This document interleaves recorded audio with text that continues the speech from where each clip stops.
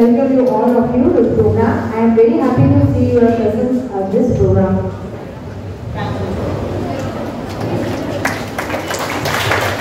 Overweight and obesity is the second leading cause of death, killing 3 lakh people a year. There is not a miracle pill that will lead to weight loss, said Richard Kahneman. Now, I welcome Ms. Rati Khanna, Department of Business Administration, to give seminar on easy yoga poses for obesity and weight loss.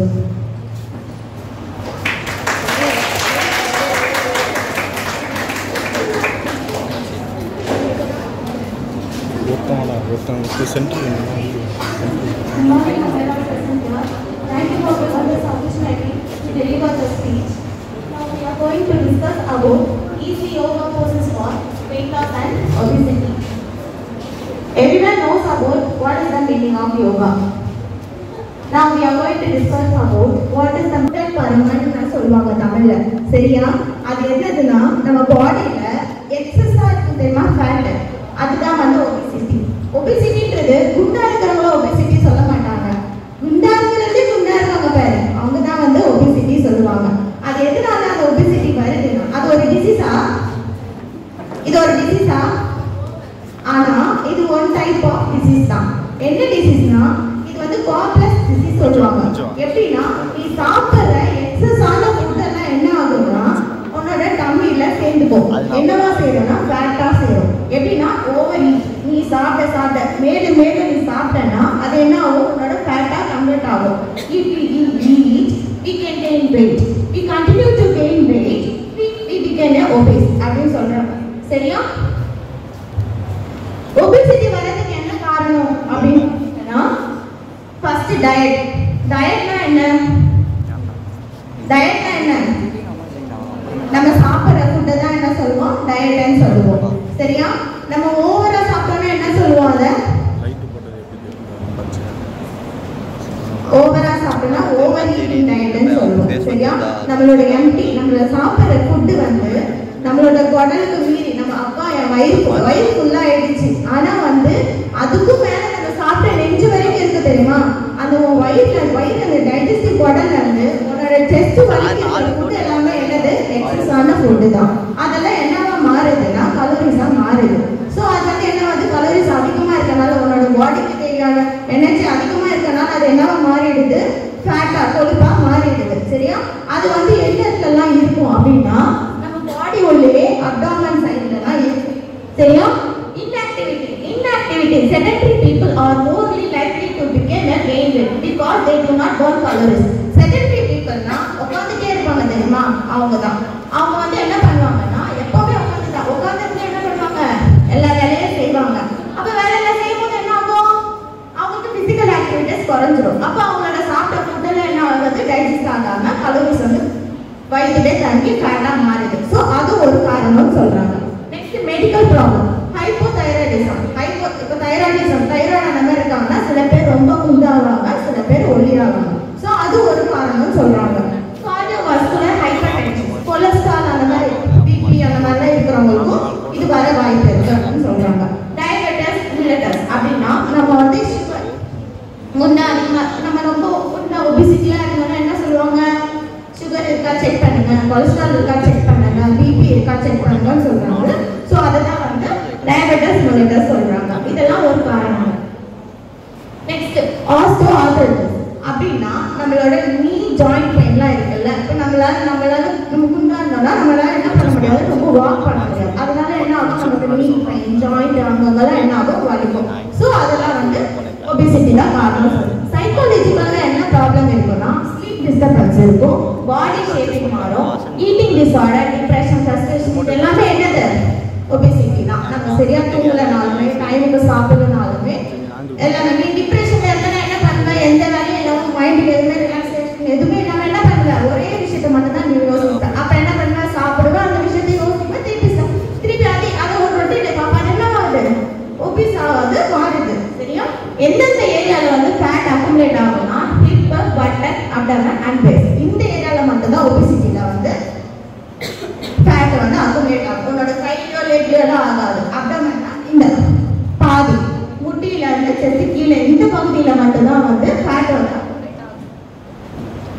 Accumulate ஆகுதுன்னு சொல்றாங்க. சரியா? Next problem of obesity. ஒபிசிட்டில என்னென்ன problem ஆகுதுன்னா கைனிக்கல் problem இருக்கும். கைனிக்கல்னா pregnancy ரிலேட்டடான ப்ராப்ளம்ஸ்லாம் இருக்கும். சரியா? செகண்ட் ஒன் கைனிக்கல் ப்ராப்ளம் வரும்னு சொல்றாங்க. நெக்ஸ்ட் வந்து ஹார்ட் ஸ்ட்ரோக் வர சான்ஸ் இருக்கு சொல்றாங்க. நெக்ஸ்ட் PCOD நிறைய பேர் irregular periodsலாம் இருக்குல்ல, சோ அது வந்து எதனாலனா ஒபிசிட்டினால தான் இருக்கும். கேன்சர், ஹைப்பர் டென்ஷன், கொலஸ்ட்ரால் இது எல்லாமே எதனால வருது? ஒபிசிட்டினால தான் வருது. நெக்ஸ்ட் இதுக்கு வந்து சொல்யூஷன் வந்து ஒபிசிட்டிக்கு வந்து நிறைய எக்ஸசைஸ் இருக்கு, ஜிம் இருக்கு, எல்லாமே இருக்கு. பட் நம்ம ஈஸியான முறையில வீட்லயே பண்ற மாதிரி யோகாவும் இருக்கு. சரியா?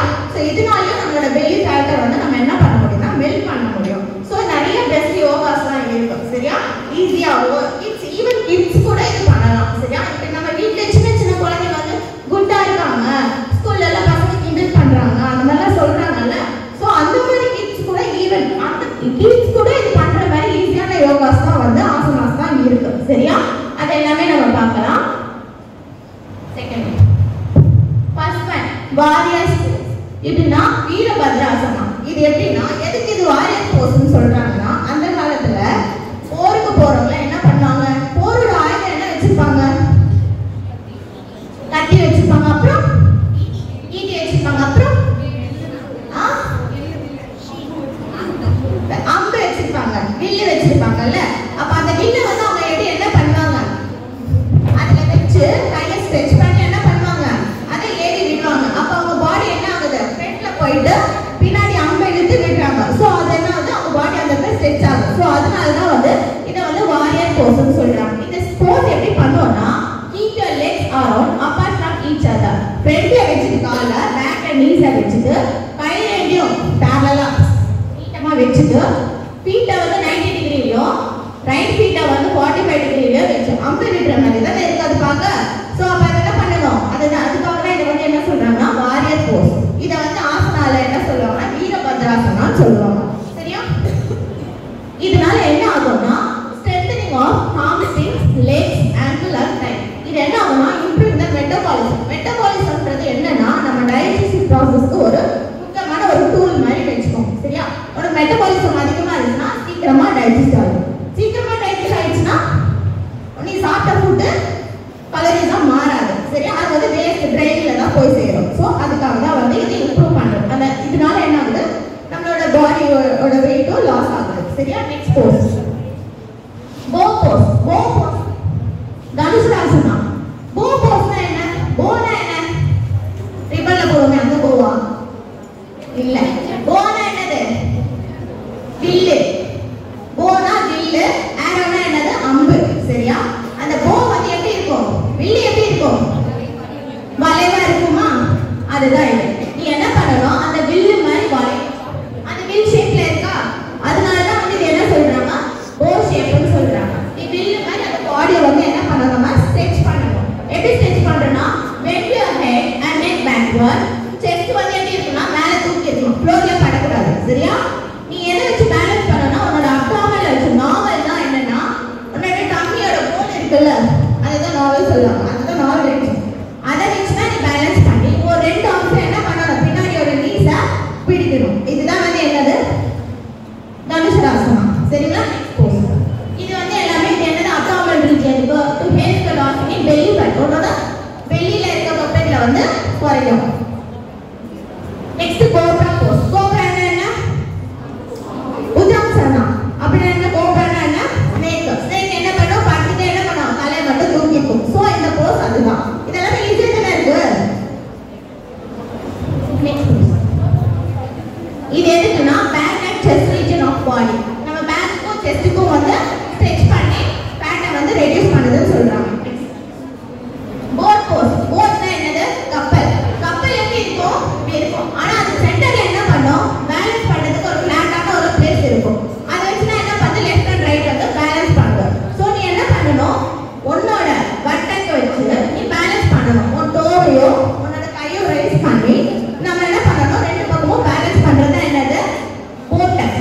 நகாசனா. நகா மீன்ஸ் சான்ஸ்கிரிட்ல என்ன சொல்றாங்கன்னா போத் போஸ்ன்னு சொல்றாங்க. ஸ்டாண்டிங் ஃபார்வர்ட் பெண்ட் போஸ் உட்டாசனா. எப்படின்னா உட்டாசனா ஹிந்தில உட்டுனா என்ன? ஏச்சு நிலைன்னு அர்த்தம். சரியா?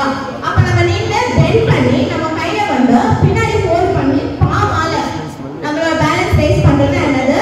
ஸ்டாண்டிங் ஃபார்வர்ட் பெண்ட் போஸ்னா. இதனால எதெல்லாம் ஸ்ட்ரெச் ஆகும்னா நம்மளோட thighs, back, abdomen, glutes, groin என்னன்னா நம்மளோட இடுப்பு பகுதின்னு சொல்லுவாங்க. சரியா? அந்த இடம் வந்து ஸ்ட்ரெச் ஆகும். பெல்விக்னா வந்து நம்மளோட தைஸ் பக்கத்துல ஒரு எலும்பு இருக்கா, அதுதான் வந்து பெல்விக் போன் சொல்லுவாங்க. அது வந்து நிறைய பேருக்கு ஒபிசா இருக்கவங்களுக்கு என்னன்னா அந்த பெயின் வந்து அந்த இடத்துல இருக்கும். அந்த பெல்விக் போன் டியூபிக் போன் வந்து வலிக்கும்னு சொல்லுவாங்க. ஸோ வந்து அதெல்லாம் வந்து இந்த போஸ் வந்து இந்த ஆசனா வந்து அந்த பெயின் எல்லாம் ரெடியூஸ் பண்ணிட்டு அங்க இருக்க ஃபேட் எல்லாம் என்ன பண்ணணும்னா கம்மி பண்ணுது. சரியா? Next plank pose. Plank pose எத்தனை பேருக்கு தெரியும்? யார் தெரியுமா? பிளாங்க் போஸ்ன்றது இது 30 மினிட்ஸ் வந்து நீ ஹோல்ட் பண்ணி வைக்கணும். சரியா? இன்ஹேல் எக்ஸேல் பண்ணி இத நீ என்ன பண்ணணும்? 30 மினிட்ஸ். எப்படின்னா place the weight of the body on the palm and toes. உன்னோட பாமையும் உன்னோட நீ டோலையும் தான் என்ன பண்ணணும்? இத வந்து பேலன்ஸ் பண்ணணும். இந்த மாதிரி நீ உன்னால முடியும் நீ நினைச்சனா அது 30 செகண்ட்ஸ் இல்ல அதை விட அதிகமாவே பண்ணலாம். சரியா? இது வந்து என்ன ஆகும்னா உன்னோட hand, wrist, arm, shoulder, back, abdomen, க்ளூட்டஸ்னா என்னன்னா உன்னோட பேக் இருக்குல்ல, பேக்ல அந்த எக்ஸசைஸ் ஷேப்ஸ் இருக்குல்ல, அதுதான் வந்து க்ளூட்டஸ் மசில் சொல்லுவாங்க. அதெல்லாம் என்ன ஆகும்னா ரெடியூஸ் ஆகும் இதுல. சரியா? Next downward facing dog pose. Adho Mukha ஸ்வனாசனா. அப்படின்னா டாக் எப்படி இருக்கும்? 4 கால்ல தான இருக்கும். சோ அப்ப என்ன பண்ணணும்? நம்மளும் இதே மாதிரி put chest back towards side. stand and நின்னுட்டு put your hands down. கீழ bend பண்ணிட்டு உன்னோட spread your fingers. உன்னோட fingersனால காலோட டோல வலிமே இத வந்து பேலன்ஸ் பண்ணணும். push knee backward. உன்னோட knee வந்து எப்படி இருக்கணும்? ஸ்ட்ரைட்டா இருக்கணும். அப்படி இருந்தா மட்டும் தான் இத என்ன பண்ண முடியும்? இதெல்லாம் என்னது? ஸ்ட்ரெச்சஸ் சொல்லுவாங்க. ஜிம்ல வந்து இங்க வந்து இத வந்து யோகா ஆசனா சொல்லுவாங்க. ஜிம்ல எல்லாம் போனோம்னா நம்ம என்ன சொல்றோம்னா ஸ்ட்ரெச்சிங் சொல்லுவாங்க இத. சரியா? இதனால என்னன்னா இம்ப்ரூவ் டைஜஷன் process இம்ப்ரூவ் ஆகும், லெக் சர்க்குலேஷன்ஸ் வந்து அதிகமாகும், relieve leg pain and angle pain. Angle என்னது? நீ கொலுசு போற ஆங்கிள்லாம் வலிக்கல, நீ ரொம்ப தூரம் நடந்து கால வலிக்கல, இந்த மாதிரி ஸ்ட்ரெச் பண்ணனா இந்த பெயின்ல ரிலீவ் ஆகும்னு சொல்றாங்க. சரியா? ஒபிசிட்டின்றது ஆக்சுவலா என்னன்னா நீ வந்து உன்னோட ஹைட்டுக்கு ஏத்த வெயிட் இருக்குன்னு சொல்லுவாங்கல்ல, weight is higher than the height, it is called obesity. சரியா? மவுண்டன் போஸ்னா ஸ்ட்ரெயிட். இத வந்து நீ எங்க வேணாலுமே நீ பண்ணலாம். சரியா? நீ நிக்கிற இடத்துல இல்ல பேர்ல நிக்கிற எங்க நிக்கிறியோ அந்த இடத்துல நீ வந்து மவுண்டன் போஸ் பண்ணலாம். ஸ்ட்ரெயிட்டா நின்னு ஒரு செஸ்ட் கூன் போடாம ஸ்ட்ரெயிட்டா அட்டென்ஷன் போஸ்ல கையை விட்டு ரிலாக்ஸா ஷோல்டர்ல வச்சிட்டு என்ன பண்ணலாம்? இந்த மவுண்டன் போஸ் நிக்கலாம். நம்ம சேர்ல உட்காரோம்ல, சேர்ல உட்காரதுல உன்னோட இப்படி கூன் குனியாம இப்படி ஸ்ட்ரெயிட்டா உன்னோட பேக் ஸ்பைனல் வந்து எப்படி இருக்கணும்? அந்த ஷேப் கர்வோட ஸ்ட்ரெயிட்டா இருக்கணும். அது என்னது? அது ஒரு ஆசனா தான். சரியா? இதனால என்ன பலன் இருக்குன்னா mountain Bose can yoga strengthen your legs and core muscles. சரியா? improve the function of fitness. இது என்ன எக்ஸசைஸ் தான். இதெல்லாம் நீங்க டெய்லி ரொட்டீனா பண்ணீங்கன்னா உங்களோட பாடி ஹெல்த்தாவும் ஃபிட்டாவும் இருக்கும். சரியா? Thank you.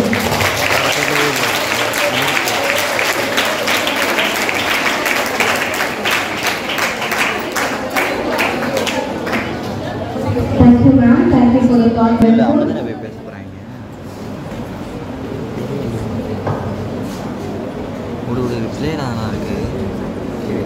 Now I welcome Ms. Revati ma'am, Department of Commerce, to propose vote of thanks.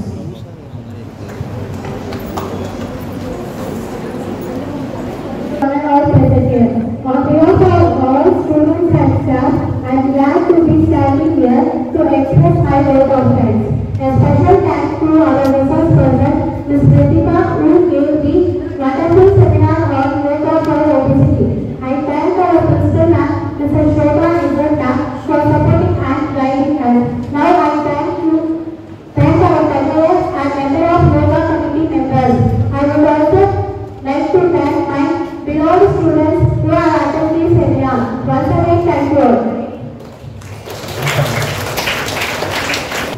is about women empowerment and the prevention of sexual harassment community. It is really important for each of us to know self-defense, as we are getting through a lot of news and information about the women who are being victimized. And today we have a self-defense program on that. And to start with, before that, we are joining for the photo session. Self-defense இன்னைக்கு நம்ம பார்க்க போறது என்ன அப்படின்னு பார்த்தீங்கன்னா, நம்ம Tamil ancient பீரியட்ல இருந்து நம்ம பார்த்துட்டு இருக்க சிலம்பம் அப்படின்னு ஒரு விஷயம். எத்தனை பேருக்கு சிலம்பம் தெரியும்? சிலம்பம் எத்தனை பேர் பார்த்துருக்கீங்க? டிவியில பார்த்துருக்கீங்க, இல்லை நம்ம காலேஜ்லேயே நிறைய டைம் பசங்க எஸ் குட். ஸோ இது வந்து ஒரு முக்கியமான மார்ஷியல் ஆர்ட்ஸ். ஈவன் நீங்கள் யோகாவில் எடுத்துக்கலாம் அண்ட் ஆல்சோ செல்ஃப் டிஃபென்ஸில் எடுத்துக்கலாம். ஸோ இன்னைக்கு வந்து முன்னாடி we have a students. So இதை வச்சு நம்ம எப்படி செல்ஃப் டிஃபென்ஸாக நம்ம யூஸ் பண்ண போகிறோம்னு பார்க்க போகிறோம். So before that I request Sweta of second week of C.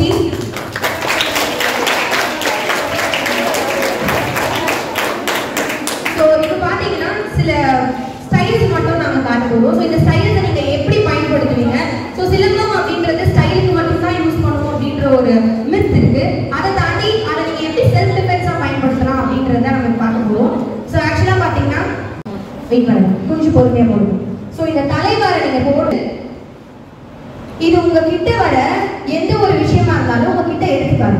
For example, உங்களை சுற்றி அடிக்க வராங்க பார்த்தீங்கன்னா, இதையுமா சொல்லணும் அப்படின்னு பார்த்தீங்கன்னா, உங்களை யாருன்னா சண்டை போட வராங்க, இல்லை உங்களை யாருன்னா குடிக்க வராங்க அப்படின்னா, இந்த பர்டிகுலர் டெக்னிக் உங்களை எதுக்கு ஹெல்ப் பண்ணும் அப்படின்னு பார்த்தீங்கன்னா, தேங்க்யூ.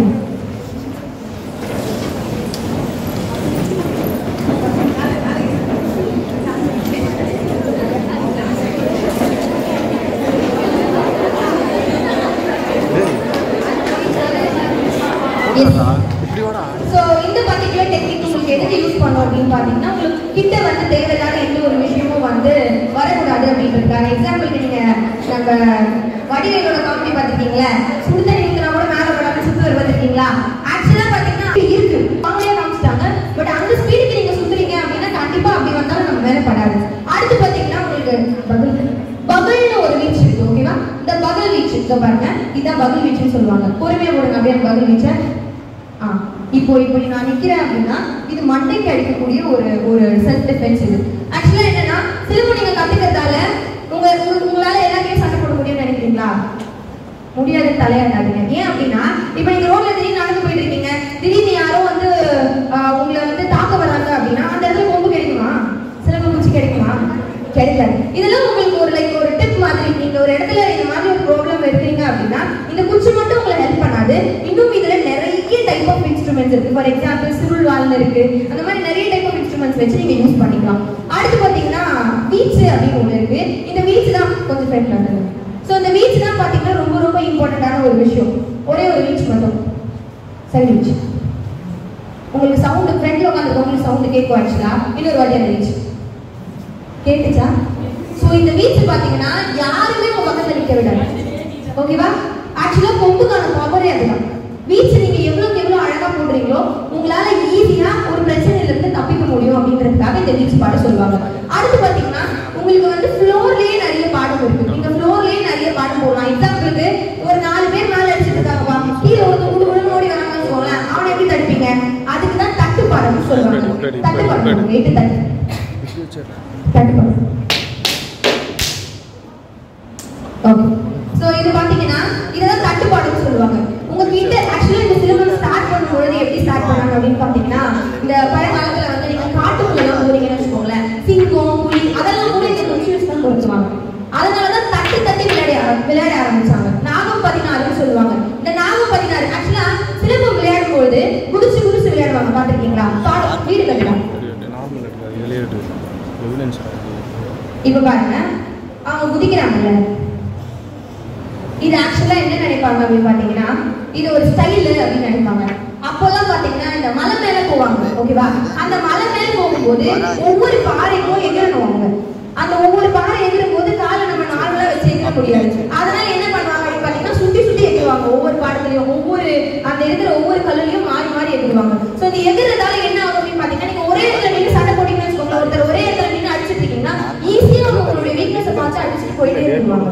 ஸோ அதனாலதான் என்னன்னா, சிலம்பம் பொறுத்த வரைக்கும் நீங்க எவ்வளவுக்கு எவ்வளவு உங்க கைக்கும் உங்களுடைய உடம்புக்கும் பிராக்டிஸ் கொடுக்குறாங்களோ அவ்வளவுக்கு அவ்வளவு காலுக்கும் பிராக்டிஸ் கொடுப்பாங்க.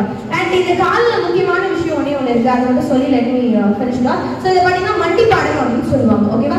மண்டி பாடம்ன்றது பார்த்தீங்கன்னா காலை ஃபுல்லாக கீழே வச்சு ஸோ மொத்தமாக உங்களுடைய இந்த பார்ட் உங்களுடைய இந்த காலை அப்படியே உட்காரணும். மண்டி ஸோ அந்த பார்ட் ஆஃப் லெக்ல அப்படியே மண்டி போட்டு இது போட்டு எழுந்திருப்பாங்க, பஸ்கி போட்டு எழுந்திருப்பாங்க. பஸ் கீ கால் அப்படியே வச்சு எழுதுற டிபெண்ட் பண்ண.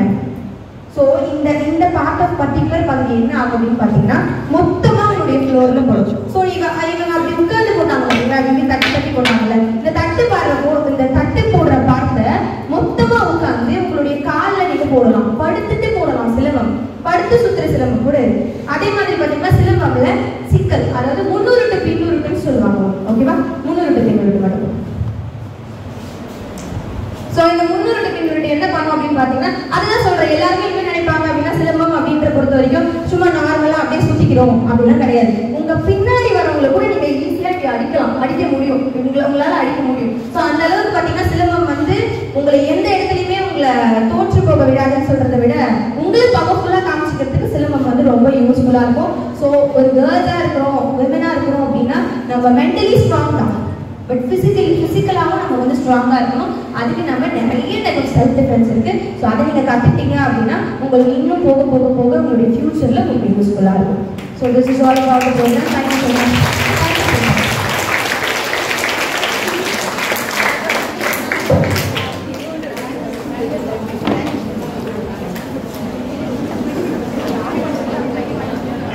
Thank you, Ravina. Ravina ma'am, for excellently explaining all these things self-defense. It is definitely needed for today's girls. Thank you.